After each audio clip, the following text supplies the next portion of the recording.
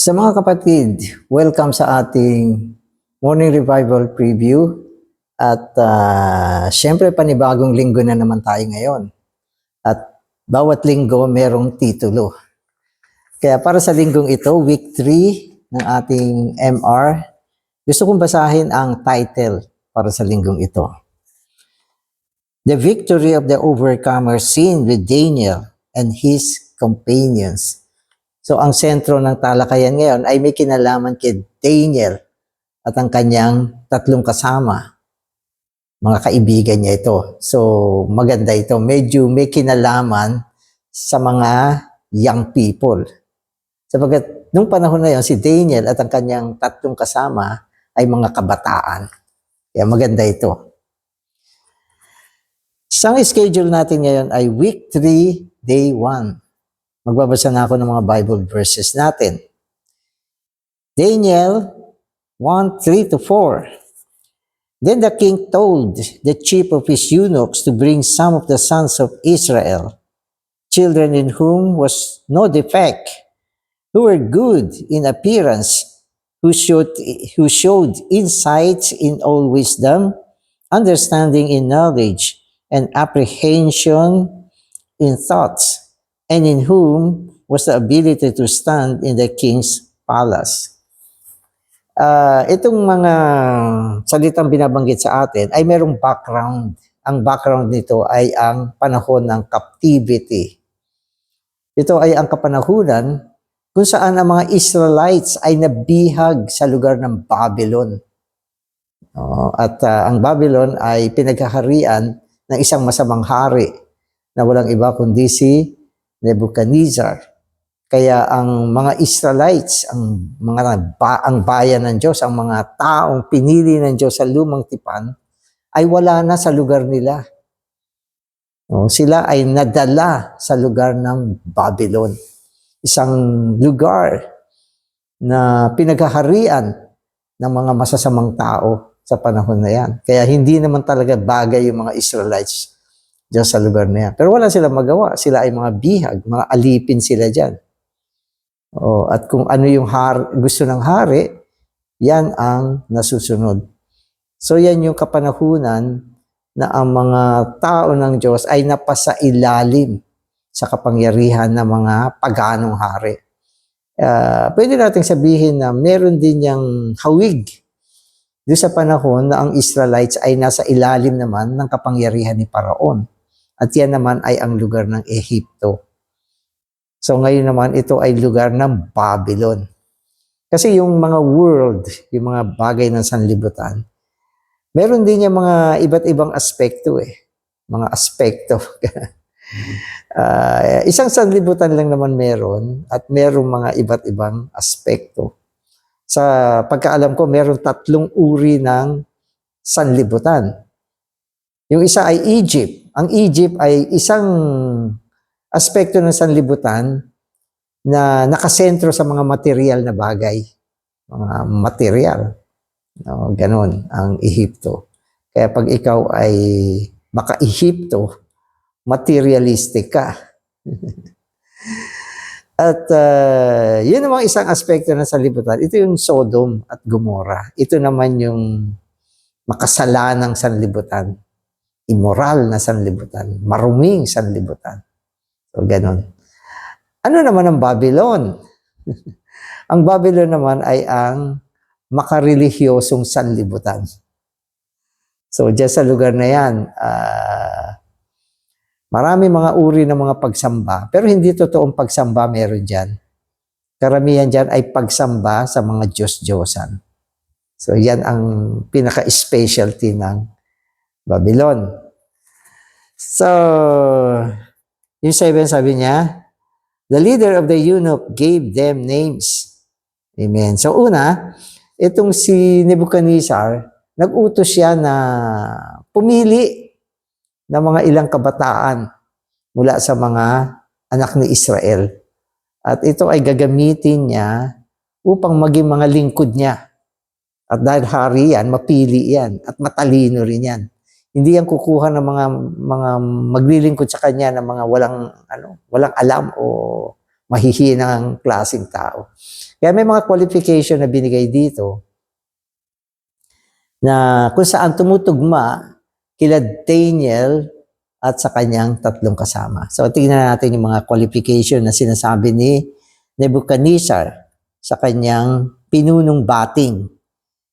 So sabi niya, bring some of the sons of Israel, children whom was no defect. So ang unang qualification, walang depekto.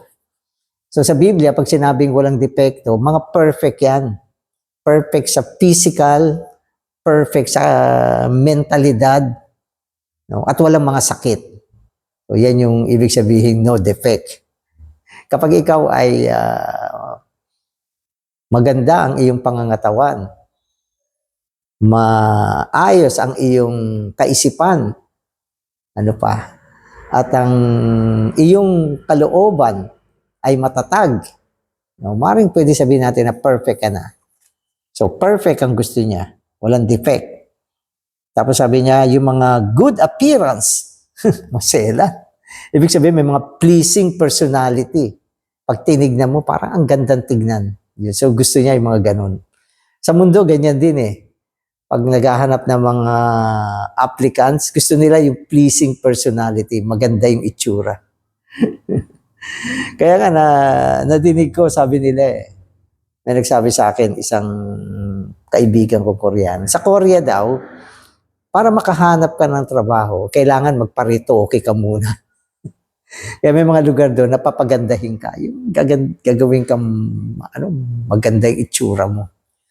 Sapagat maski magaling ka daw dyan, pag hindi ka naritoke, hindi ka daw tatanggapin dyan. So yun lang naman ang pagkaalam ko.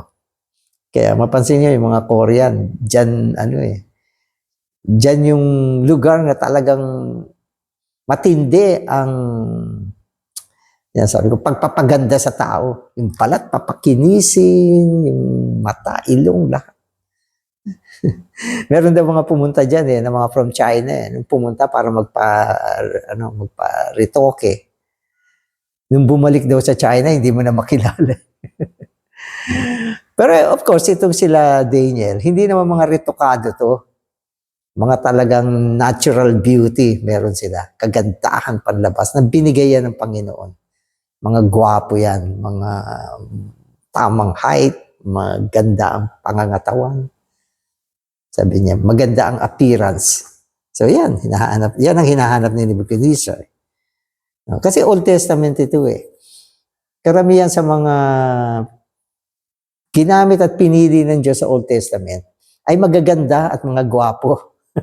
Si Moses, napakagwapo niyan. Di ba? Si David.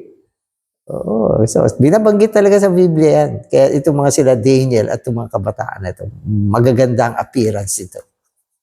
Amen. Ano pa? Sabi niya, dapat meron silang insight in all wisdom. Insight. Ang kanilang karunungan ay hindi lang panlabas, kundi meron silang mga pambihirang katalinuhan mula sa loob. Yan ay binigay din ng Panginoon sa kanila. Ano pa? Understanding and knowledge. May mga kaalaman. Nakakaintindi ng mga kaalaman. Parang yung mga kaalaman ng panahon na yan, naiintindihan nila. Hindi sila mga inosente o walang alam. Katulad ito ngayong panahon na to. Ano na ngayon? Technology ngayon. No? Technology. Yung mga kabataan, magagaling yan sa technology. Magagaling sa gadget, sa computer. Hindi katulad ko, may edad na ako, hindi ako magaling sa ganyan. Kailangan ko ng tulong ng mga marurunong. Ito nga ginagawa ko mga di video. No, hindi ko kayang gawin to kung ako lang. Kailangan merong mga nag-a-assist paano gawin ito. So, yan ay isa rin sa mga qualification na binabanggit sa atin. Okay? At sabi niya, kailangan may apprehension. Okay? Sa kaisipan. Marunong makaintindi. Ang kanilang kaisipan ay merong pag-intindi. Kasi may mga taong pag pinaliwanag mo, hindi nila maintindihan. Kulang ang mga apprehension, yung kakayahang umintindi. So, kailangan din yan. At itong grupo ni Daniel, perfect sila sa mga ganyan. Magagaling yan. Meron silang kakayahan na maglingkod sa hari. Naku, mahirap maglingkod sa hari. Mataas yan. At yung buhay mo, nasa kamay niya. Pag hindi natuwa sa iyo yan, pwede ka ipabitay niyan. Okay, so yan yung pagpili o mga qualification kila Daniel at sa kanyang mga kasama para makapaglingkod doon sa masamang hari. Si Nebuchadnezzar. Okay. Tapos binanggit din dito na itong si Nebuchadnezzar, nagustuhan niya agad yung sila Daniel nung makita niya. Talagang humanga siya. Kaya ang ginawa niya, pinalitan niya ang mga pangalan nila. Ganun na nangyari. So yan ay background dito. So magbasa na tayo. The book of Daniel has two sections. The first section, comprising chapters 1 through 6, concerns the victory of their captivity of the young descendants, including Daniel, of God's degraded elect over Satan's further devices. This victory was over the demonic diet, over the devilish blinding that prevents people from seeing the great human image, the totality of human government throughout human history.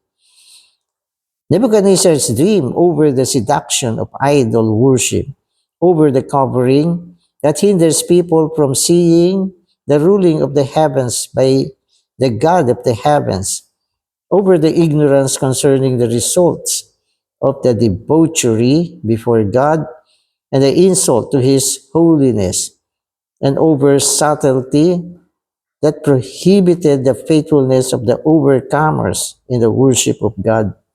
Amen. So ito yung ninarrate sa atin yung laman ng unang bahagi ng aklat ni Daniel. Okay. So sinasabi niya, meron lang 2 sections yung aklat ni Daniel. So yung unang section na binanggit dito ay may kinalaman sa mga mandaraig na naidala doon sa lugar ng Babylon. So yung Babylon, isang satanic na lugar yan. Subalit sa kabila niyan, pinayagan ng Diyos na ang kanyang mga mandaraig ay madala diyan. At hindi madaling bagay na maging mandaraig sa mga ganyang kapaligiran. Hindi madaling bagay. No? Kaya dito binanggit sa atin yung mga ilang aspect ng pagiging mandaraig o tagumpay ng mga mandaraig sa gitna ng ganyang sitwasyon. So, gusto kong banggitin uli kung ano yung binasa ko. So, sabi niya yung una ay ang kanilang tagumpay sa panahon ng kanilang mga nabihag. Ang mga kabataang ito, kasama si Daniel, ay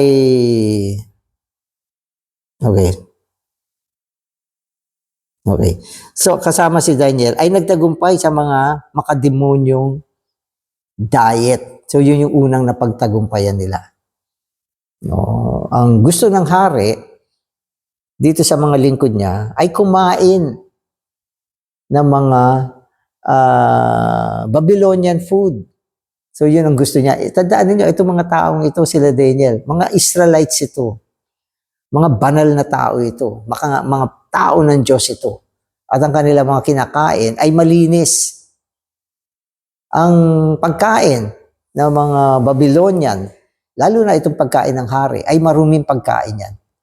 Hindi ko sinasabi mga may bakterya, wala, malinis yan sa mga ganyang bagay. At masasarap na pagkain yan. So, yan ay mga best food sapagkat yan ay pagkain ng hari yan eh. Yung gustong ipakain ng hari sa kanila eh. Kung ano yung kinakain ng hari, yun ang kakainin nila. Siyempre, masasarap yan. Sino ba mga taong hindi gugusto sa mga ganyang pagkain? Di ba? Kung tayo ay kakain, ang gusto natin yung mga special, masarap, magandang pagkain at yun. So, ganun ang uri ng pagkain ng hari. Pero bakit sinasabi natin devilish itong mga food na ito, maka-demonyong pagkain ito? Sapagkat ang mga pagkain na ito ay in-offer sa idol. In-offer yan sa idol. At si Paul mismo, sinasabi niya, sa likuran ng mga Diyos-Diyosan ay mga demonyo. Kapag nakakita kayo ng mga Diyos-Diyosan, tandaan nyo ito. Sa likuran ng mga Diyos-Diyosan ay ang mga demonyo. Andyan yan. Oo. Kaya yung mga idols, minsan na dinadala sa loob ng bahay, andyan sila, napoposes ng demons yung mga nakatira sa bahay na yan. So naalala ko yung isang kwento ni Brother Lee. May nagtanong sa kanya, Brother Lee, yung kasama namin sa bahay na possessed ng demons, anong gagawin namin? Simple lang sinabi ni Brother Lee, tingnan niyo yung bahay. Kung nakakita kayo ng mga demons, tanggalin niyo, sunugin niyo, tapon niyo, alisin niyo sa bahay. Aalis na yung demons dyan. Tama naman. Hindi na sila nag-cast out. Nakita nila may mga idol, kinuhat, tinanggal. Yung demons lumabas na rin doon sa tao at gumaling yung tao. Paano yung mga pagkain na in-offer sa idols? Yan ay in-offer sa demons. Kaya naging demonic yung mga food na yan. Hindi magandang mga pagkain yan. At isa sa mga salitang binanggit sa atin tungkol sa gabay sa mga Kristiyano ay ang huwag kumain ng mga pagkain na inihandog sa Diyos-Diyosan. Huwag ka matakam dyan. Huwag mo kainin yan. So yan yung napagtagumpayan nila Daniel nung sila ay nandun sa Babylon. Sa halip na kainin nila yung mga pagkain na yan, ang kinain na lang nila ay mga gulay, mga natural na pagkain. So yan yung unang victory. Ano pa? Amen. Over the devilish blinding prevents people from seeing the great human image, the totality of human government throughout the human history. Okay.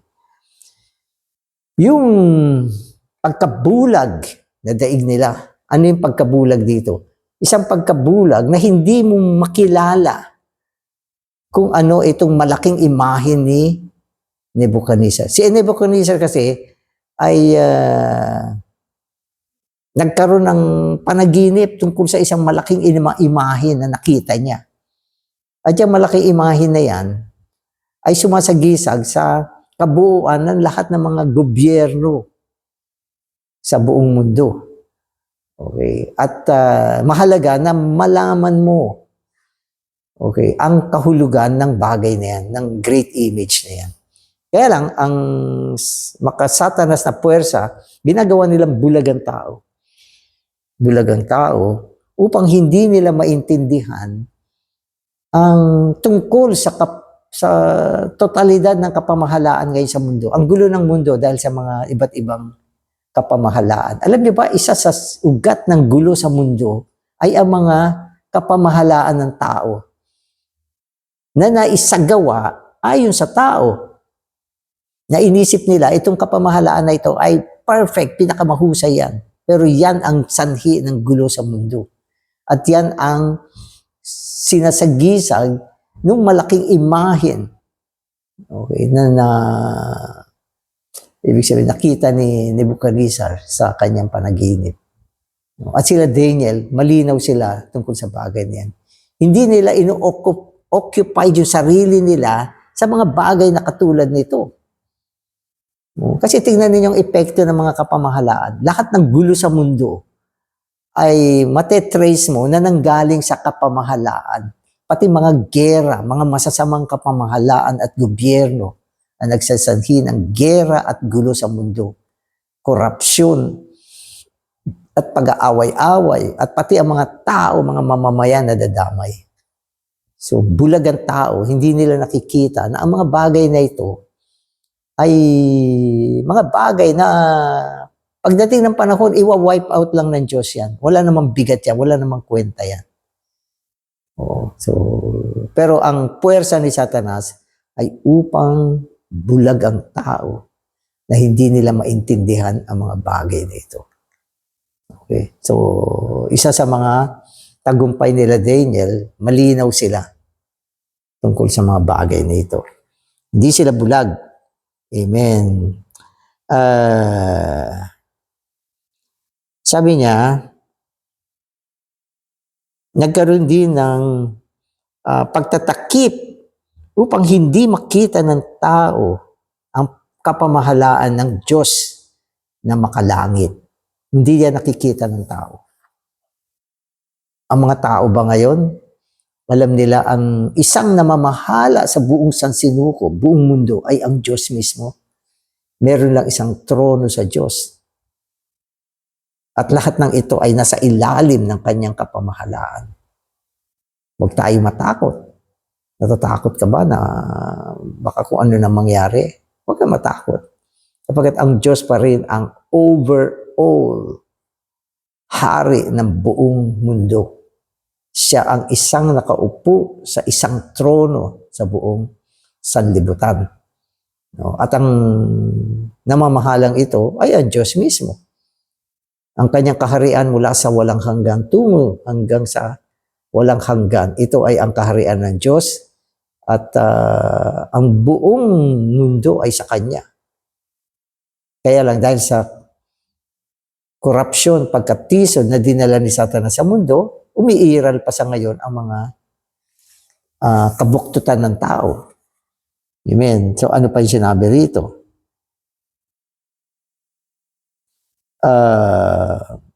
Ang tao ay naging ignorante tungkol sa resulta ng pagiging lango. Okay, sa harapan ng Diyos. Okay, at pag-iinsulto sa mga kabanalan. So ano ito? Ito ay tungkol sa kasalanan ni Nebuchadnezzar. Na mayroong isang time na naging lango siya. Tinawag niya lahat yung kanyang mga leader. At nagkaroon sila ng isang kapistahan. Nag-inuman sila. At nawala sila sa kanilang sarili. Gumawa sila ng mga maruruming bagay. Sa panahon na sila ay nakainom, lango. Ito ay debauchery. Debauchery. So, yung mga bagay na yan ay karamihang nangyayari at ginagawa ng mga tao makapangyarihan. Umabot sila sa isang punto na sila ng hari. Sila na ang mga leader. Sila na yung mga mayayaman. No, nahuhulog sila sa debauchery. Debauchery. Kaya nga ang mga posisyon sa mundo ay pinag-aagawan eh. Pinag-aagawan siya. So, katulad ng mga diktador sa mundo, hindi nyo alam kung anong kalayawan at kaluhuan ng laman ang ginagawa ng mga tao na yan. No. Ang kanilang pagkain ay kaiba. Ang mga mamamayan nila naghihirap. Wala makain. Pero sila, tambak ang pagkain sa kanilang lamesa. At ang mga gusto nilang tao, nakukuha nila. Sila ang makapangyarihan. Debauchery. No? At nung panahon ng Babylonia, yung mga banal na bagay, ito yung mga gamit sa templo. Mga vessels of God na mga ginagamit yan sa seremonya sa templo. Mga ano yan, mga banal na item yan. Kinuha rin ng mga Babylonia. At itong mga banal na bagay, nilagay nila doon sa Diyos-Diyosan nila. Ito ay inano nila, nilapastangan nila. No? Kaya si Daniel, nakita niya ng kanyang mga kaibigan, itong lahat ng nangyayaring ito. Hindi sila bulag para hindi nila makita ang mga bagay niya. Sapagat kung ikaw ay hindi mandaraig, magiging bulag ka. Hindi mo makikita ang kasamaan na umiiral dito sa buong mundo ngayon. Para sa iyo, tama lang yan. Okay lang yan. Kuminsan nakiki-join ka rin.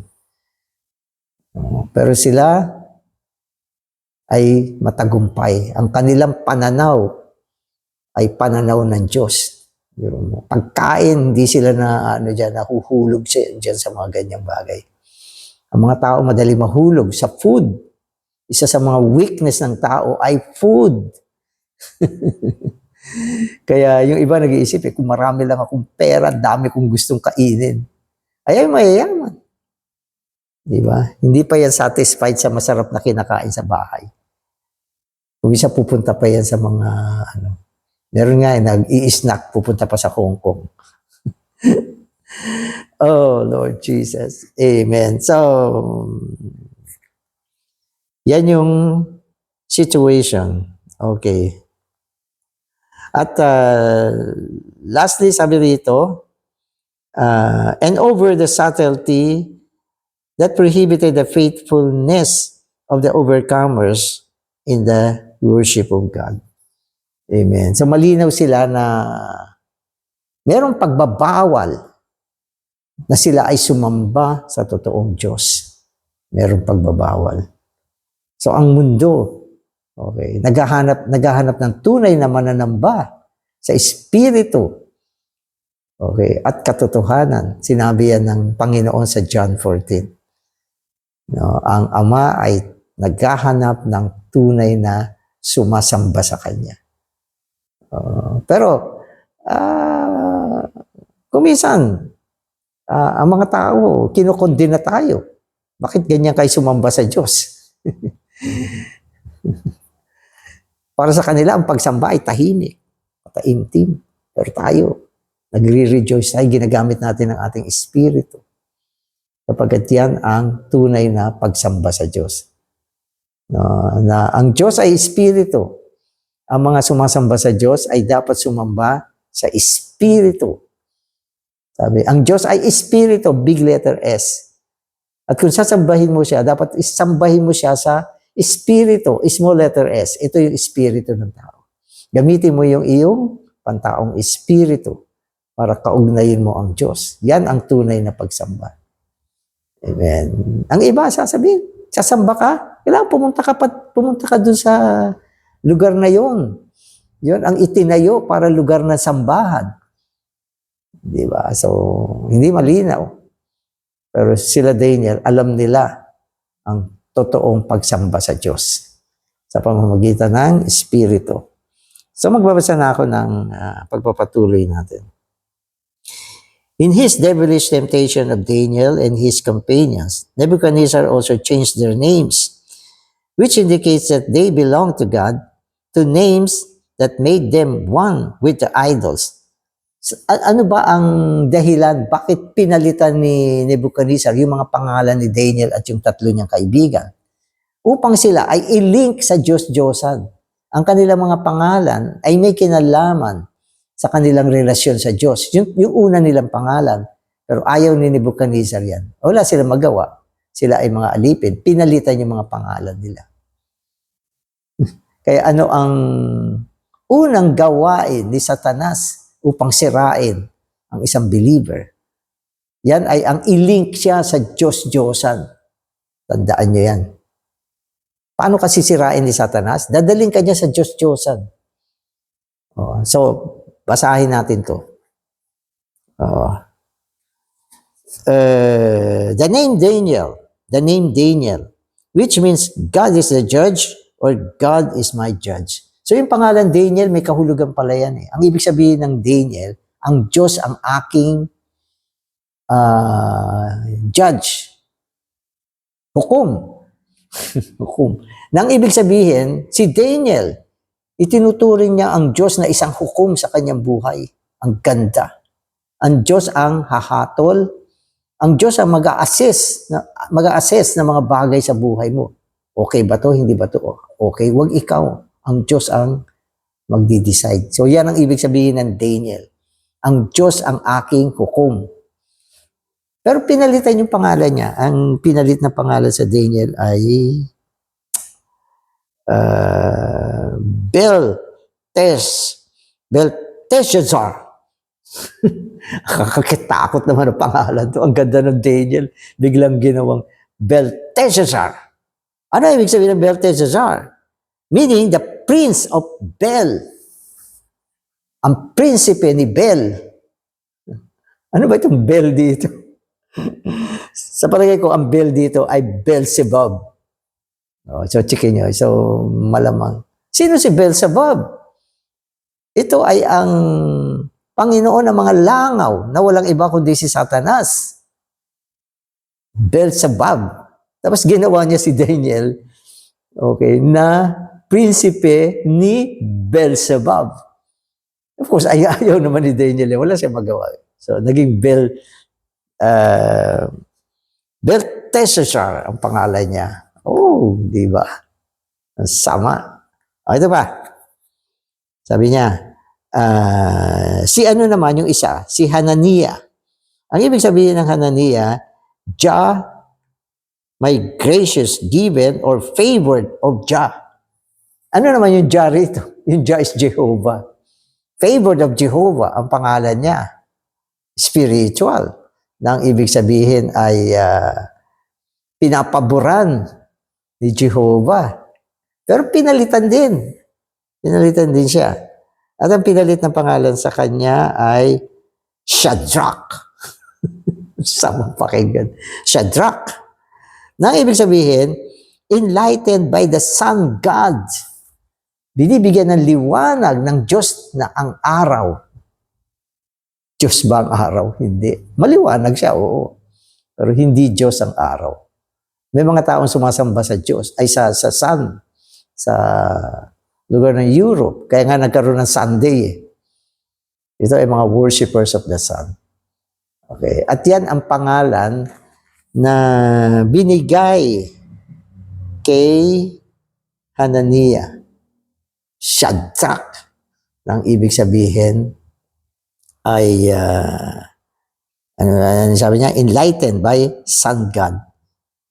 Binibigyan ng liwanag ng Diyos na ang araw. So, idol yan. At si Mishael naman, Mishael, ganda ng mga pangalan ng Mishael. Ang ibig sabihin naman ng Mishael is what God is. Ang ganda ng mga pangalan na ito, ngayon ko lang nalaman yung mga meaning nila.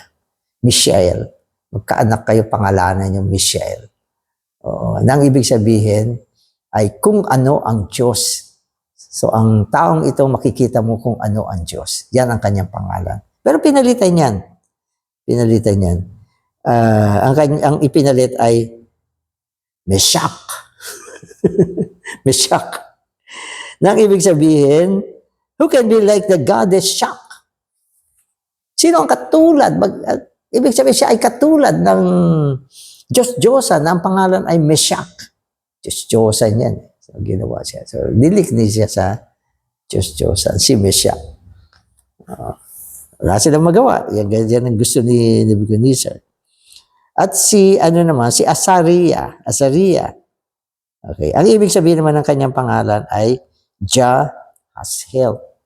So ulit yung Jah ay Jehovah. Si Jehovah na tumutulong. Ganda rin ang pangalan niya. Di ba? Azariah. Pinalitan siya ng Abednego na ang ibig sabihin ay faithful servants of the fire God Nego. Kasi yung mga Diyos-Diyosan sa lugar ng Babylon, may mga pangalan din yan. Yan ang kanilang paniwala. May Diyos ng araw, may Diyos ng apoy. Parang yung mga napapanood nyo kung kayo mahilig sa mga panoorin. Diyos ng apoy, ganyan. So, dyan na-derive yan. Kaya, sa madaling salita, ang kanilang mga pangalan ay pinalitan upang i-link sila sa mga Diyos-Diyosan. But anyway, ito yung mga panlabas lamang. Mga panlabas na bagay. May mga bagay na nangyari panlabas. Pero ang mahalaga, ang iyong panloob na bagay na ikaw ay hindi kailanman sumasamba sa Diyos-Diyosan. At walang Diyos-Diyosan sa buhay mo.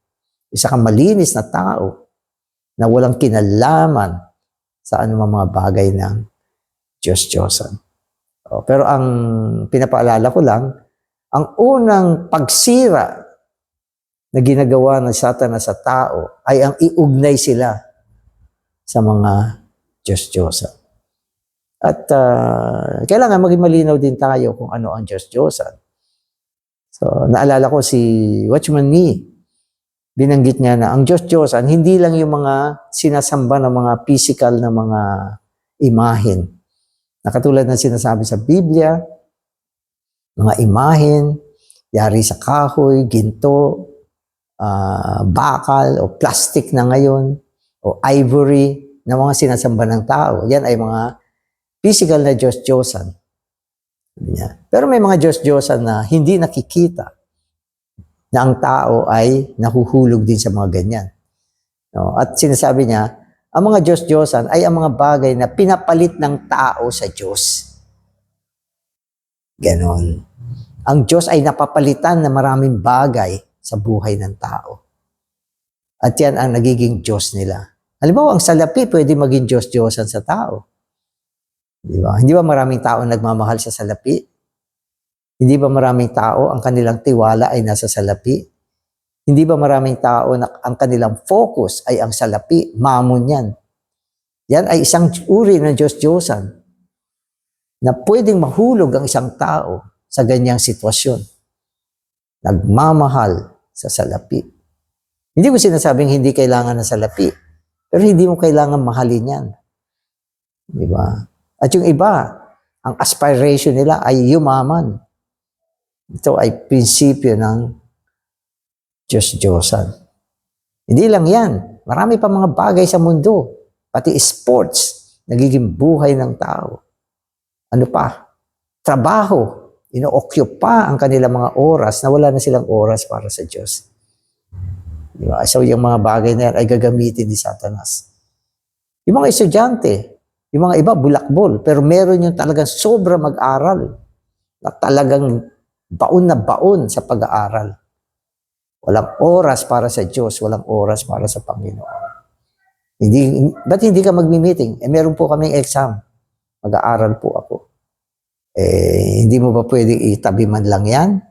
Pumunta ka sa Panginoon, mag-Lord's table ka. Diba? So, ang mga maayos na tao ay walang Diyos-Diyosan sa buhay. Kaya, ang Diyos-Diyosan ay napaka-defiling sa buhay ng isang believer. Kaya, ang unang ginagawa ni Nebuchadnezzar, na baguhin ang mga pangalan ng mga batang ito ay ang dalhin sila sa Diyos-Diyosan. Diba? Halimbawa, si Shadrach. No, ang naging pangalan niya ay Sun God. No, maaari siya ma-deceive mula sa araw na ito. Babaling na lang ako sa araw kasi yun na yung pangalan ko eh. Diba? So, binabago ang iyong persona. So, today's reading na ako mga kapatid. The captivity to Babylon was the utter destruction of the testimony of God's elect in the worship of the unique God, Jehovah. By the carrying out of some of the vessels of the temple of God into the land of Shinar, and their being put into the temple of idols. So, ito ay isang paglapastangan na ang mga banal na bagay, yung mga vessels, ay dinala sa Shinar. Dinala sa Diyos-Diyosan. Amen. So the king told Ashpenaz, the chief of his eunuch, to bring some of the sons of Israel, including some from the royal seed and from the nobility. Among such sons of Israel were some young overcomers whom God used to gain the victory over Satan's devices. Satan might have thought that God has been defeated and that on earth there is no longer was the worship of God. So maganda rin yung nangyari. Ang lugar ng Babylon ay lugar na makasatanik. Siyempre walang worshiper dyan. Walang nagsumasamba sa Diyos dyan sa lugar na yan. Pero pinayaan ng Diyos na ang kanyang mga magigiting na mga overcomer ay mapunta dyan sa lugar na yan. Hindi sila maapektuhan, manatili silang naging mga mandaraig ng Diyos at matibay. Okay? Na kumikilala sa Kanya bilang tunay na Diyos. Sa gitna ng ganyang sitwasyon. Okay? Pinakita niya kay Satanas, ito ang mga overcomer. Hindi sila apektado ng kapaligiran. So, yan ay patotoo. Patotoo yan. So, minsan, yan ang gusto rin ng Diyos.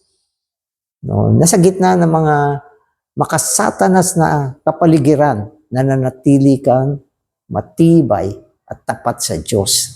So ito yung buhay nila, Daniel at ng kanyang mga kaibigan sa lugar ng Babylon. Hindi sila natatakot. Hindi sila natatakot na patayin sila dyan. Kundi ang kanilang pamumuhay dyan ay manatiling tapat sa Diyos. Yung panahon na yan. Kaya kung babasahin mo ang kwento nila Daniel at yung kanyang mga kasamahan niya, sinuway nila yung hari. hanggang sa sila ay pinarusahan. Nilagay sila sa hurnong apoy, pero niligtas sila ng Diyos. Nilagay sila sa kuweba ng mga leon, niligtas sila ng Diyos. Oo. Pero iligtas man sila o hindi ng Diyos, hindi yun ang point. Ang point, tapat sila sa Diyos. Ito ang mga overcomer sa lugar ng Babylon. Dapat ganyan tayo. Huwag tayong maapektuhan ng ating kapaligiran. Manatili tayong tapat sa Diyos, malinis, sumasamba sa Kanya, kumikilala sa Kanya. Lahat nag-o-overtime, pero alam mo na kailangan pumunta ka sa church life, sumamba ka. Kaya hindi ka apektado ng kapaligiran. So, meron nga kami isang kapatid, lagi niya sinasabi, may mga trabahong kumukuha sa kanya. Pero magtatrabaho siya ng Lord's Day, ayaw niya. Sige na, wag na lang. Ibig sabihin, hindi siya apektado ng kapaligiran. Marami mga ganyang kapatid na inukuha sila para magtrabaho pag Lord's Day. Pero malinaw sila, ang Lord's Day ay araw ng Panginoon. Hindi nila ibibigay yan sa sanlibutan. Tama yan. Amen.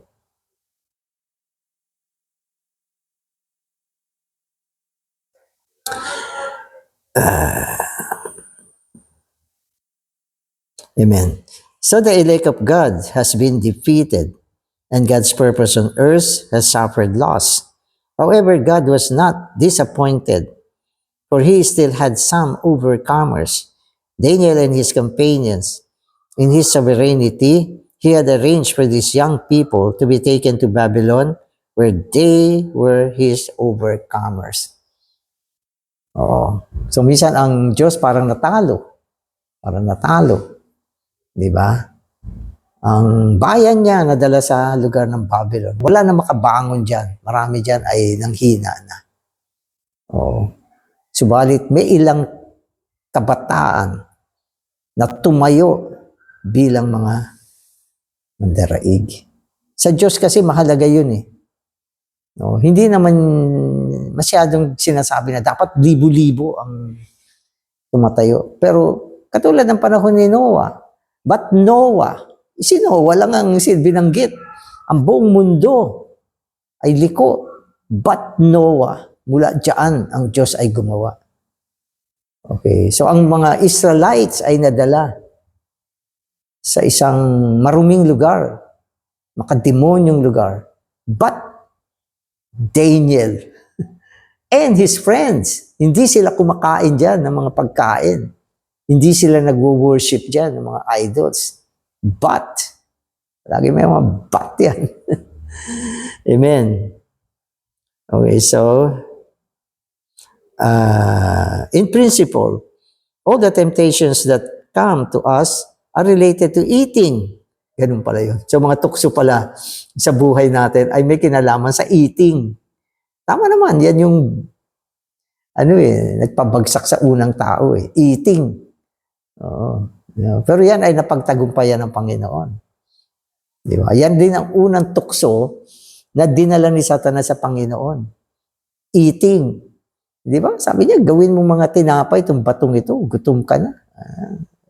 Ang Panginoon hindi na tukso dyan. Pero ito ang matinding tukso. Sapagkat ang tao, mahilig kumain. Okay, so in principle, all the temptations that come to us are related to eating. Nebuchadnezzar's devilish temptation was first to seduce Daniel and his three companions, the four brilliant young descendants of God's defeated elect, to be defiled by partaking of the unclean food offered to idols. To Daniel, that choice food was actually the tree of the knowledge of good and evil. So nauulit lang naman kasi yan eh. So ang gagamitin ni Satanas upang ibagsak ka ay food. Food. Nakatulad ng ginawa niya kay Eve, ginamit niya ang temptations ng tree of the knowledge of good and evil upang dalhin ang pagkatisid sa tao. At yan din ang ginagawa ni Satanas sa mga pinili ng Diyos. Food. Pero sa akin, meron din prinsipyo ito. Ang food kasi, mga kapatid, ay mga bagay na dinadala sa iyo para makonstitute ka. So, yan ang food.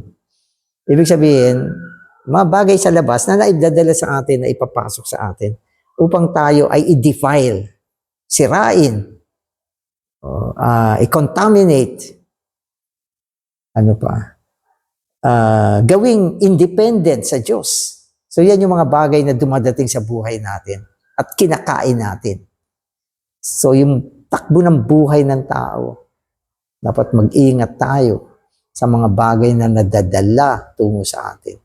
Dapat mayroon kang panlasa na hindi mo dapat kainin yan. Kaya ang tao nagbabago-bago eh. Dahil sa mga bagay na i-constitute sa kanila. Alam mo, may ilang young people, mainit sila sa Panginoon. Maganda yung kanilang paghahabol sa Panginoon. May puso sila, nagmamahal sila sa Panginoon. Pero sa panahon ng kanilang pag-aaral, may mga nako-constitute sa kanila na masasamang food yan ay dadalat sa kanila at mula dyan, nakukontaminate sila. Yung puso nila sa Diyos ay tumatabang. Meron ako nakitang ganyan. Hindi ba sa pag-aaral, nung dati hindi ko alam kung umiiral pa yan, yung evolution, theory of evolution, marami na defile dyan. Yan ay mula sa eskwelahan na tinuturo ni Darwin, ano ba yan, pangalan yan? Oo. Na ang tao daw galing sa unggoy. Mula sa unggoy. Unti-unti na-develop. Mula, nawala na yung buntot, nawala na. Naging tao na. Pero ang origin niya ay unggoy. So, evolution. Ano klaseng evolution yan? Kung naniniwala ka ba sa evolution? Kung naniniwala ka dyan, di ang ninuno mo. Mga unggoy. Di ba? So, yan yung, hindi ko alam bakit ang Department of Education tinanggap yung mga ganyang klaseng pagtuturo at kinonstitute sa mga tao. Meron pa mga pagtuturo na hindi daw totoong nilikha ng Diyos ang mundo. Ito ay naibunga ng isang malaking bang, big bang. Di ba? So, yung mga tao ay tumatabang yung kanilang paniniwala sa Diyos. Pati mga science, sabi nila, sinisiraan nila ang Biblia. Sinasabi nila, hindi totoo ang Biblia. Halimbawa, sabi nila, ang Biblia daw ay naisulat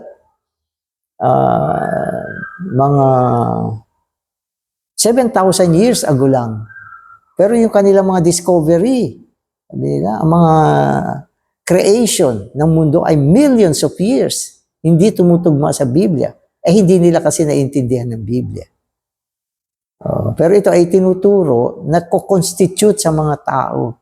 Kaya ang dami mga bagay na nakakain natin na lason. Naglalason sa atin. Mga prinsipyo ng tree of knowledge of good and evil. At ang resulta ng mga pagtuturo at kaalaman na ito na naidadala sa atin bilang pagkain ay ang panghihina natin tungkol sa Diyos at pagsamba sa Diyos, paghabol sa Diyos, pag-ibig sa Diyos. Hindi rin maganda na wala kang alam. Pero dapat yung mga kaalaman natin ay alam natin na itong bagay na ito ay lason. Ay, amen. Kaya sinasabi rito yung prinsipyo ng food. Lagi ginagamit ni Satanas yan upang pahinain ka. Hindi na lang yan eh. Lumabas ka, pumunta ka sa kapitbahay mo, makipag-chismis ka. Pagbalik mo, hindi ka na makapray. Kasi marami ka nakain. Amen. Okay, so, ayan. The tree is something attached to Satan. Okay. The tree. So, yung tree na binabanggit dito ay tree of the knowledge of good and evil. Ito yung sinasabing tree na attached kay Satan, na uugnay kay Satanas yung puno ito. But the tree of life is something attached to God and one with God. Dalawang uri ng puno Tree of the knowledge of good and evil, attached to Satan. The tree of life, attached to God. Ano ang kinakain mo? Dapat ang kinakain mo ay yung tree of life. Pag kinain mo ito, you will be attached to God. Pero pag kinakain mo yung tree of the knowledge of good and evil, you will be attached to Satan. Kasi yung puno ay attached to Satan yan. Kaya, para maging maayos ang isang Kristiyano, ito ay may kinalaman sa kanyang mga kinakain. No? At si Satanas ay tusok. Ginagamit niya ang pagkain upang ang tao ay kanyang iseduce, kamkamin. Kinakamkam niya ang tao. Kaya ito, basahin mo to, maganda to. Yung iba, punta sa mga bookstore, bili ng mga babasahin. At mula diyan, hindi mo alam, kinakamkam ka ni Satanas. Amen. Amen. So to eat of the tree of the knowledge of good and evil is to become attached to Satan. To eat of the tree of life is to become attached to God. When Daniel and his companions refused to eat Nebuchadnezzar's unclean food and chose instead to eat vegetable, they were actually rejecting the tree of the knowledge of good and evil and taking the tree of life. Thus even in Nebuchadnezzar's palace, there were the two trees. So, maski saan tayo nandun, tayo ay nakaharap sa dalawang uri ng puno. The tree of the knowledge of good and evil, attached to Satan. If you eat the tree, you will be attached to Satan. Pero yung isang puno, tree of life, that is attached to God. If you eat the right tree, the right fruit, you will be attached to God. Mamili ka. Dapat marunong ka mag-discern. Amen. Salamat Panginoon sa iyong mga gabay. Salamat din sa pagpapakita sa amin ng mga taong nagtagumpay sa gitna ng masamang sanlibutan, sa gitna ng makademonyong pagsamba. Naging matagumpay sila sa pamamagitan ng kanilang pangitain, sa pamamagitan ng iyong biyaya. Salamat Panginoon. Gawin mo kami mga tao na bagamat nandito kami sa mundong ito, punong-puno ng mga Diyos-Diyosan. Gawin mo kaming katulad ni Daniel. Gawin mo kami na malinaw sa mga bagay ng Diyos. Salamat, Panginoon. Amen.